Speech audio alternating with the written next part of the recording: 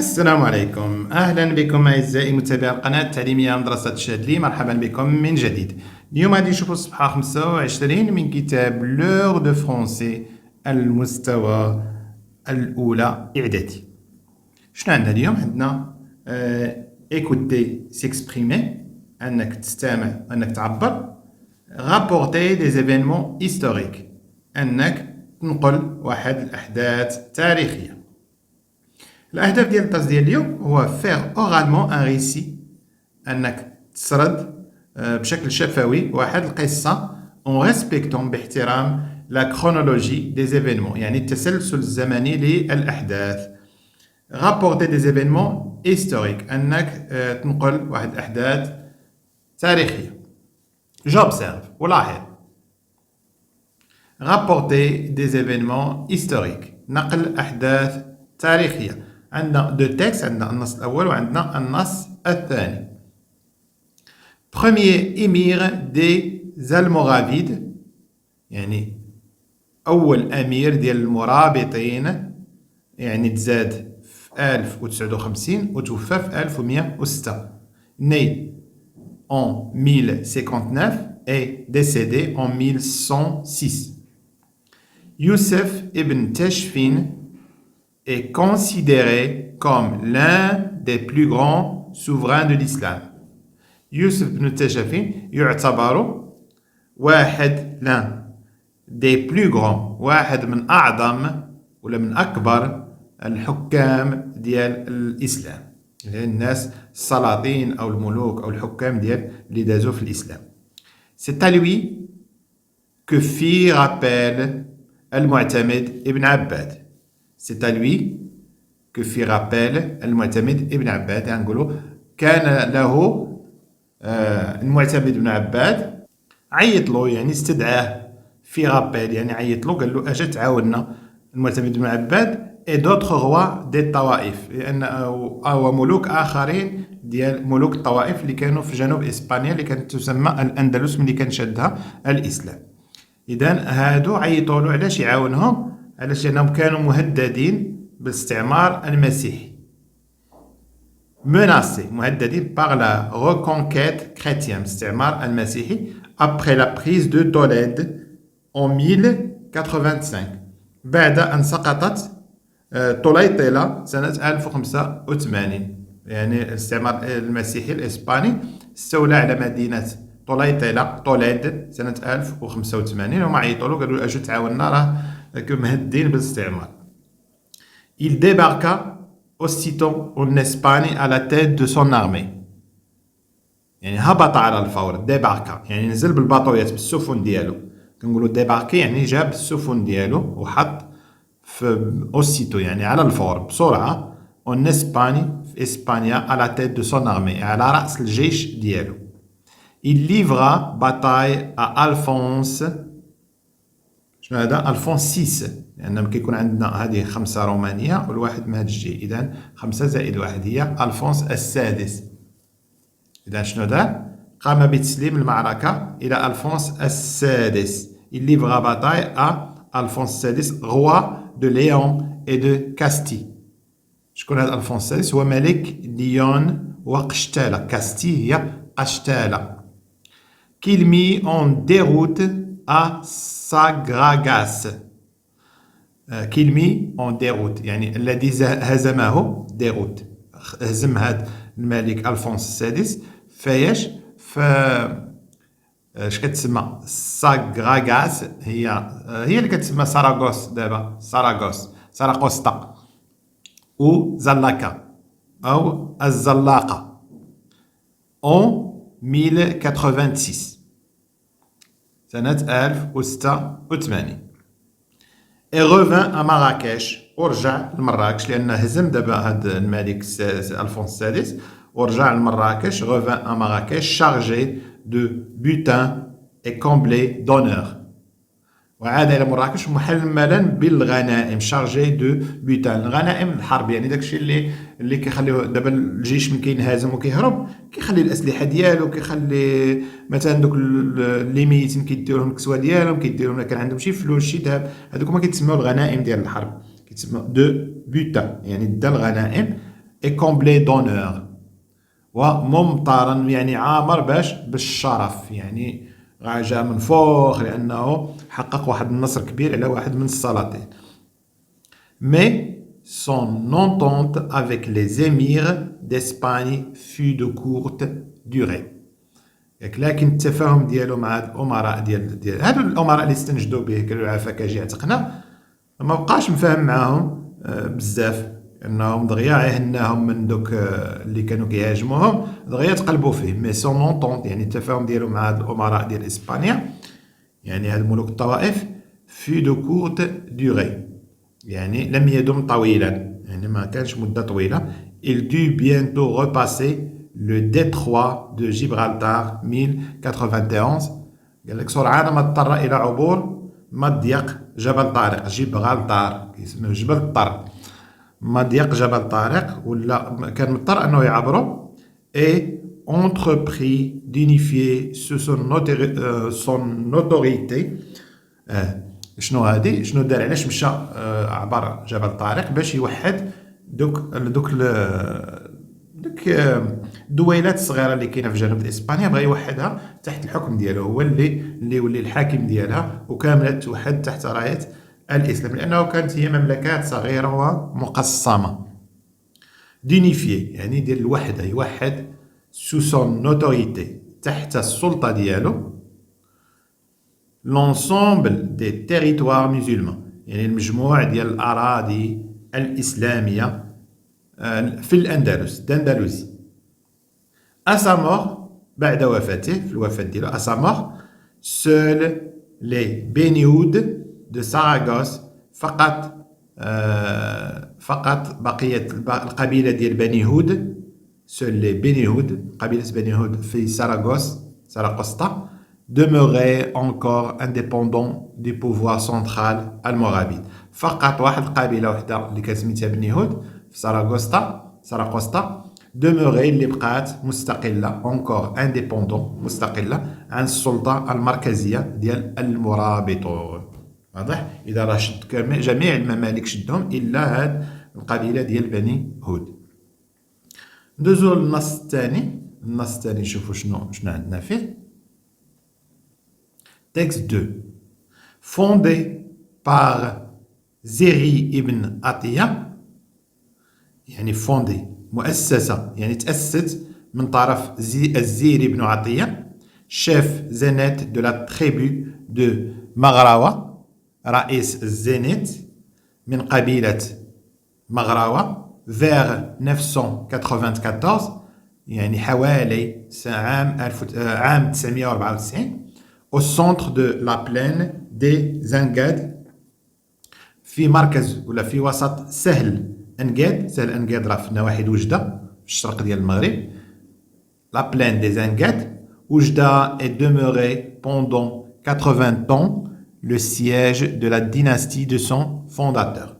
قالك وجده est demeuré، وجده بقات ظلت لمدة 80 عاما 80 ans le siège de la dynastie، مقرا للسياج، المقر ديال دولة ولا سلالة دو سون فونداتور، ديال المؤسس ديالها.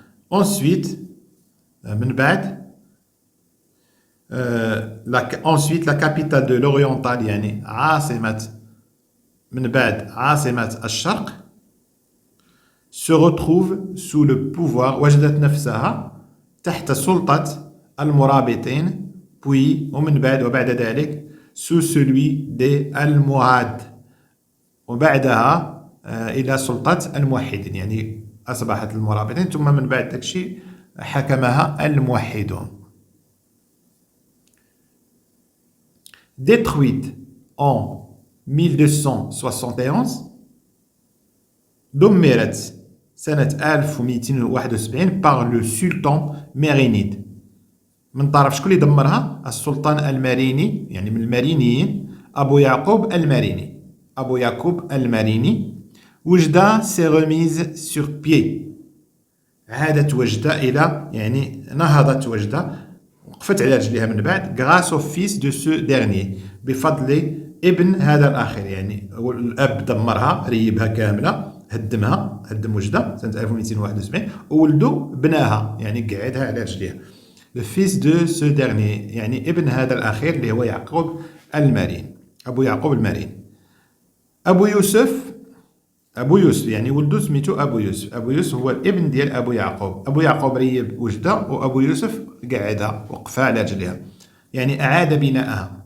celui-ci يعني أبو يوسف entreprend une politique entreprend تبنى يعني دار واحد السياسة une politique de construction et d'embellissement سياسة ديال البناء وديال التزيين يعني تجميل المدينة de la ville بناها وزوقها قادها.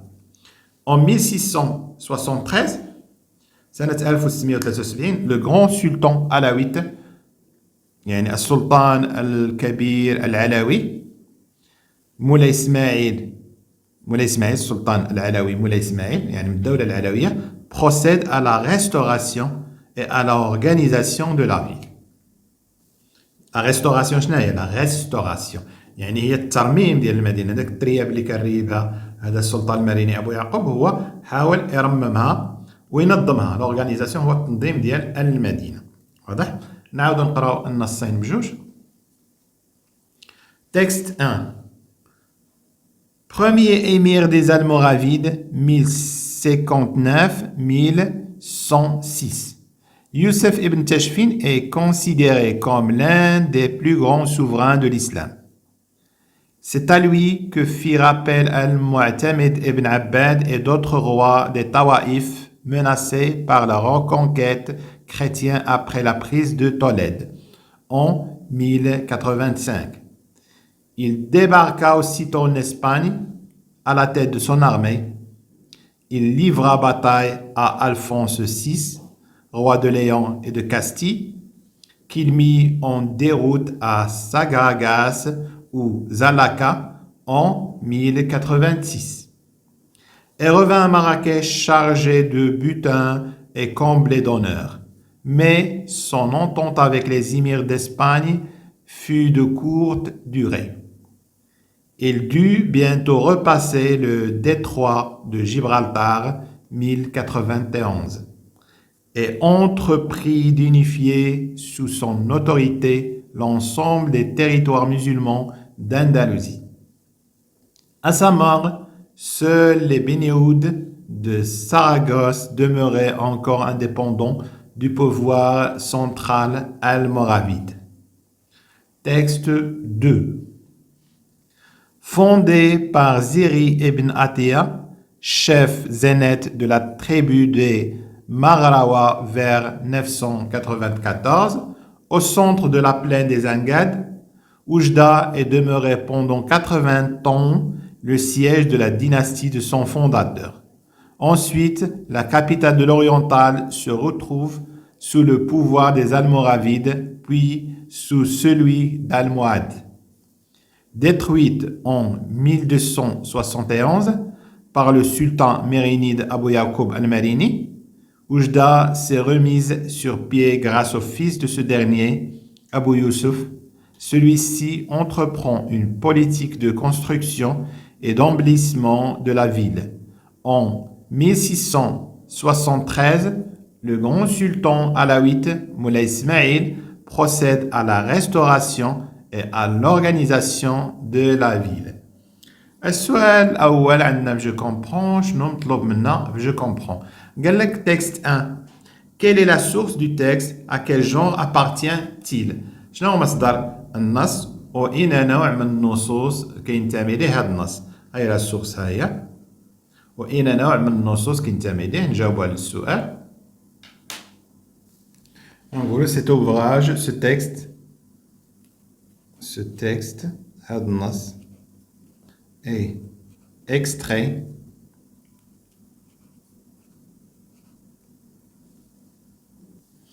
d'un ouvrage d'Hachette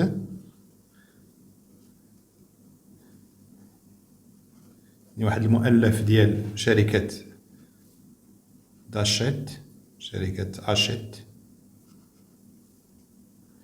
loi d'Hachette publié نشر en 2001 سنة 2001 هذا السؤال الأول. السؤال الثاني à quel genre appartient-il يعني أين نوع كينتمي ليه هاد النص غنقولو il appartient au récit historique.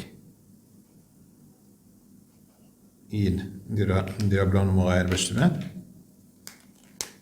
il appartient ينتمي إلى السرد التاريخي ولا الحكاية التاريخية au récit historique.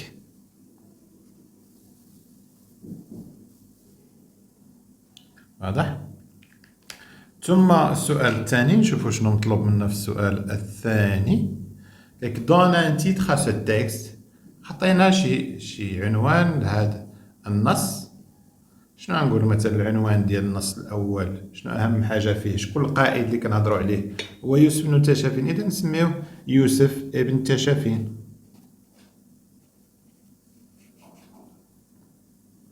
ابن تاشفين ابن تاشفين. نقولوا لا في دو يوسف ابن تاشفين مثلا. لا في دو يوسف ابن تاشفين.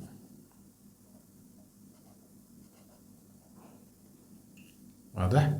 نشوفوا النص الثاني شنو فيه. دوزيام تكست قال لك quelle est la source du texte à quelle occasion a-t-il été publié. شنو هو عنوان شنو هو مصدر النص وشنو هي المناسبة اللي تنشر فيها هذا النص.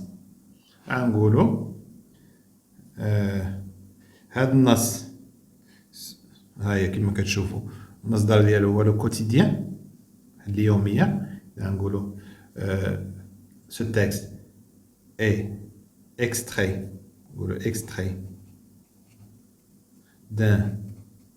من جريدة يومية d'un journal appelé سميتو le quotidien اليومي.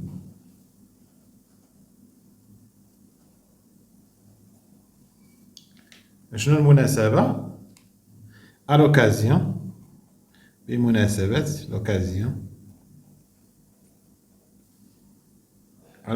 بمناسبة à l'occasion du 7e راه مكتوبة تحت الكتاب تحت النص 7e فيستيفال يعني المهرجان السابع ناسيونال دو فيلم ديال الفيلم اللي كان في وجدة. واضح؟ السؤال الموالي شنو فيه؟ هنا دي فيلم وجدة كان في وجدة وجدة. السؤال الموالي قالك دابخي سو تكست يعني بحسب هذا النص لو ريسي هيستوريك يعني السرد التاريخي راكونتي توجور لا في دان بيرسوناج. واش ديما كيحكي لنا على شي شخصيه تاريخيه؟ ديما السرد التاريخي واش كيحكي لنا على شخصيه تاريخيه؟ على حسب داكشي اللي شتي دابا لا. دابا حكى لنا على مدينه على وجده. اذا شنو نقولوا؟ ان ريسي هيستوريك peut aussi ممكن أيضا peut aussi raconter يمكن أيضا أن يحكي قصة مدينة l'histoire كما شفنا دابا قصة وجدة l'histoire d'une ville comme ce texte بحال هذا النص اللي هضرنا على وجدة. واضح؟ ندوزو جو ميكسبريم وعبر. شنو عندنا في وعبر؟ قال لك tu connais Tu connais sûrement l'histoire de personnages importants dont la vie a été comme celle de Ibn Tashfin. أنت تعرف بالتأكيد حكاية ولا تاريخ شخصيات مهمة اللي كانت الحياة ديالهم دون لا في a été اللي كانت الحياة ديالهم بحال حياة ابن تشفين انيمي اي اكزومبلير اللي كانت فيها واحد الحركية وكانت مثالية يعني حياة مليئة بالحروب مليئة بالإنجازات مليئة هنا قالك بروبوز لو نون دو لان دو سي بيرسوناج اقترح اسم ديال واحد من هاد الشخصيات على الزملاء ديالك على تي كاماراد اي دوموند لور وطلب منهم دو رابورتي لي زيتاب لي بلوز امبورطونت دو سا في قال لك ينقلوا لك المراحل الاهم الاكثر اهميه في حياته يعني يقترحوا شي اسم ويذكروا المراحل المهمه في الحياه ديالو واضح هذه وحده واحد جوج هنا قالك لا بلوبار دي فيل ماروكان اون اون هيستوار ريش قالك اغلبيه المدن المغربيه عندهم قصه غنيه échange avec tes camarades des informations تبادل مع زملائك معلومات sur les cités que vous connaissez حول المدن اللي كتعرفوها sur les capitales de vos régions حول العواصم ديال المنطقه ديالك الاصليه يعني المنطقه اللي جيتي منها انت سواء المنطقه الشرقيه او الشمال او الجنوب puis من بعد raconte à la classe احكي للقسم ديالك l'histoire d'une de ces villes القصه ديال وحده من هاد المدن اذا السؤال الاول غنحكيو على شخصيه نقلوا الاحداث المهمه في حياته ولا المراحل المهمه في الحياه ديالو وفي السؤال الثاني غنحكيو على مدينه كما شفتوا في هاد النصوص بجوج النص الاول حكى لنا على يوسف بن تاشفين والنص الثاني حكى لنا على مدينه وجده اذا الاول غنديروه باختصار على شخصيه شهيره والرحاله ابن بطوطه مشهور عالميا ابن بطوطه هو رحاله كان كيسافر لجميع البلدان وكان كيكتب كيفاش الحياه ديال كل بلاد من هاد البلدان ابن بطوطه فوقاش تزاد وفوقاش توفى غنقولوا بانه نكتبوا كما كيديروا لنا هنا 1304 1304 وتوفى في 1368 1368 واضح يعني في 64 سنه توفى ابن بطوطه غنقولوا شنو نقولوا عليه ابن بطوطه إني ابن بطوطه est né تولد le 24 février سنة 24 فبراير 1304 dans la ville de Tanger dans la ville de طنجة في مدينة طنجة au sein يعني في كنف أو في حضن au sein d'une famille في حضن ولا في كنف عائلة d'une famille de lettrés famille نقولوا musulman من عائلة مسلمة de la tribu من قبيلة بربرية من قبيلة بربرية berbère دي لواطا سميتها لواطا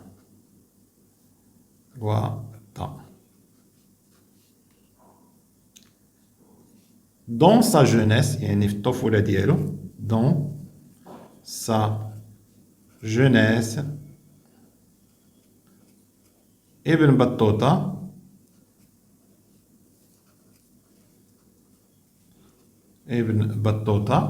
étudie درس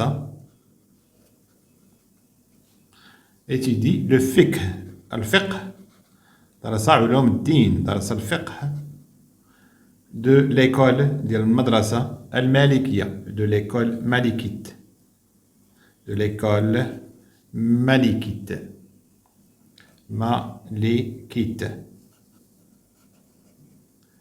puis بعد ذلك puis à l'âge de 21 ans puis à l'âge في سن 21 سنة 21 ans il décide قرر d'accomplir أنه يمشي للحج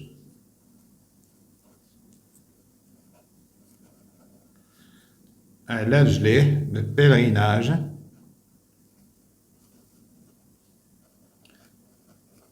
أمك أنه يمشي لمكة على رجليه والأهم هو أنه غادي ماشي يمشي حجة وحدة يمشي بزاف ديال الحاجات ولكن كل بلاصة ما يمشيش من نفس الطريق كل مرة من إنا بلاد من إنا جهة كيمشي مرة مشى من هنا مرة الجاية كيدوز لها من علاش مشى للصين مشى للهند مشى لآسيا كاملة زارها تقريبا داز من البحر الأحمر زاد من مصر السعودية المهم داز جميع البلدان ديال آسيا زارها ومن كان كيزورها كان كيسجل العادات والتقاليد ديال كل بلاد واضح إليه نقولوا إليه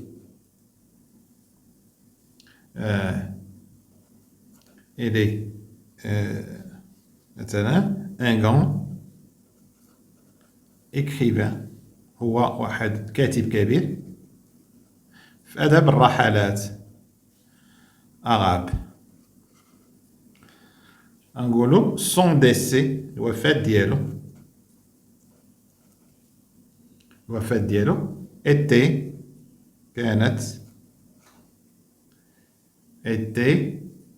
en سنة 1368 à Marrakech في مراكش à l'âge في سن à l'âge de 64 ans يعني 64 سنة إذا هذا ابن بطوطة حنا هضرنا دابا على شخصية دابا غنهضروا على مدينة كما مطلوب منا هضرنا دابا على شخصية اللي هو ابن بطوطة دابا غنهضروا على مدينة نختاروا من المدن الإمبريالية فاس نختاروا فاس مدينة فاس نقول مدينة فاس ونبداو نهضروا عليها نقولوا بأن هي أقدم المدن الإمبريالية المدن الإمبريالية هي عواصم الدول بحال الرباط بحال فاس بحال مكناس بحال الرباط فاس مكناس ومراكش هذه من المدن الإمبريالية المغربية العواصم ديال الدول مثلا فاس كانت هذه ديال الرباط مثلا مراكش كانت عاصمة ديال المرابطون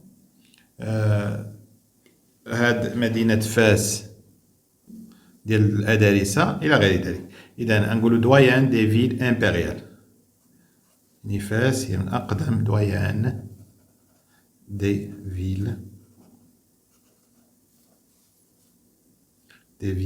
إمبريال أقدم المدن الإمبراطورية فاس fut fondée تم تأسيس مدينة فاس fut fondée en 700 سنة 789 789 ميلادية après نقولو après جيسوس كريست يعني بعد الميلاد par شكون اللي بناها شكون اللي أسسها إدريس الأول par إدريس premier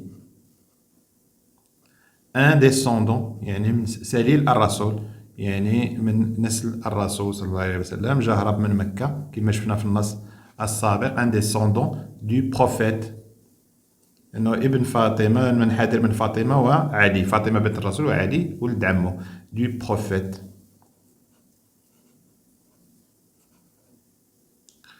en يعني في سنة en 789 يعني في نفس السنة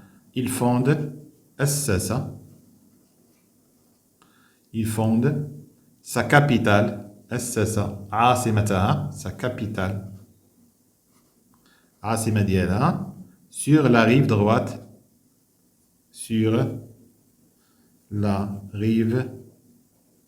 يعني على الضفة اليمنى sur la rive droite الضفة اليمنى de واد فاس de الواد فاس يعني واد فاس على الضفة اليمنى لواد فاس. Elle sera سوف تصبح يعني من بعد ستصبح elle sera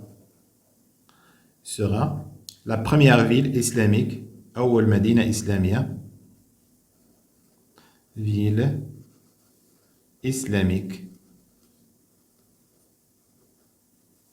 du pays ديال المغرب والمدينة إسلامية في المغرب لأن فاش جا هرب إدريس الأول نشر الدين الإسلامي.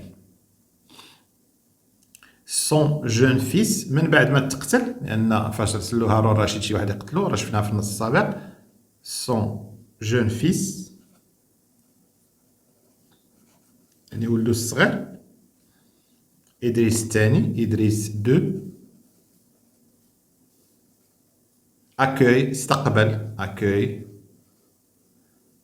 استقبل accueille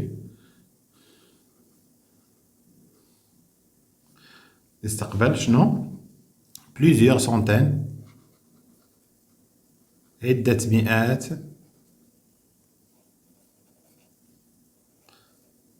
plusieurs centaines d'arabes ديال العرب venus اللي جاو من المغرب العربي venus du Maghreb يعني من الجزائر وتونس وليبيا إلى غير ذلك. مغرب central et d'Espagne والأندلس. إسبانيا لأن جنوب إسبانيا هو كان الأندلس لأن من بعد ما سقطت الأندلس كلهم جاو التجأوا لفاس. واضح؟ وهنا كنشوفو داك الطرب الأندلسي اللي كيدوزوه مرة. واضح؟ إذا هذا اختصار التاريخ ديال مدينة فاس وكنكملنا الدرس ديالنا. إلى اللقاء.